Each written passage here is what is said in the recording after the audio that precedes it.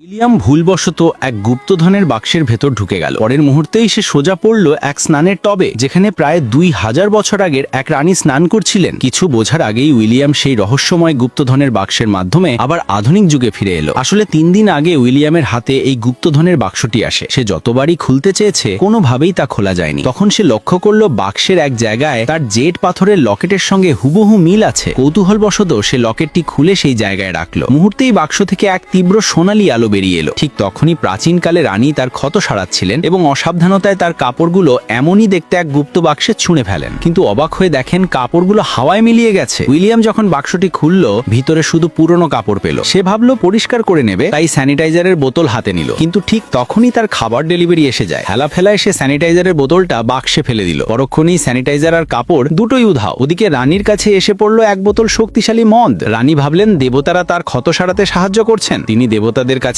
খাদ্যাভাব দূর করার প্রার্থনা করলেন। এদিকে উইলিয়াম দেখলো স্যানিটাইজারটা নেই। রাগে সে তার বার্গারটা বাক্সে ছুঁড়ে ফেলল। কিছুক্ষণের মধ্যে রানী দেখতে পেলেন তার বাক্স থেকে অদ্ভুত এক খাবার বেরিয়ে এসেছে। তার সৈনিক কৌতূহলবশত এক কামড় খেয়ে আনন্দে লাফিয়ে উঠল। ওটাই তার জীবনের সবচেয়ে সুস্বাদু খাবার। রানী নিজেও খেয়ে হাঁটু গেড়ে দেবতাদের ধন্যবাদ জানালেন। উইলিয়াম যখন দেখলো তার বার্গারটাও উধাও, তখন তার সব পরিষ্কার হয়ে গেল। সবকিছুর কারণ এই গুপ্তধনের বাক্স। রাগে সে একটা আপেল ফেলে দিল। তারপর একে একে সব ফল, নষ্ট নুডলস, এমনকি পুরনো আটা পর্যন্ত ফেলে দিল। সবই উধাও হয়ে গেল। ওদিকে রানী উচ্ছ্বসিত, কারণ খাবার যেন অবিনাম আসছে। কৃতজ্ঞতায় তিনি দেবতাদের উদ্দেশ্যে এক চিঠি লিখলেন এবং নিজের জেড লকেটটি সেই গুপ্ত বাক্সে রেখে দিলেন। যখন উইলিয়াম বাক্স খুলে সেই জেড লকেট দেখলো, সে স্তব্ধ হয়ে গেল। এটাই সেই লকেট যা কয়েক মুহূর্ত আগেই সে ব্যবহার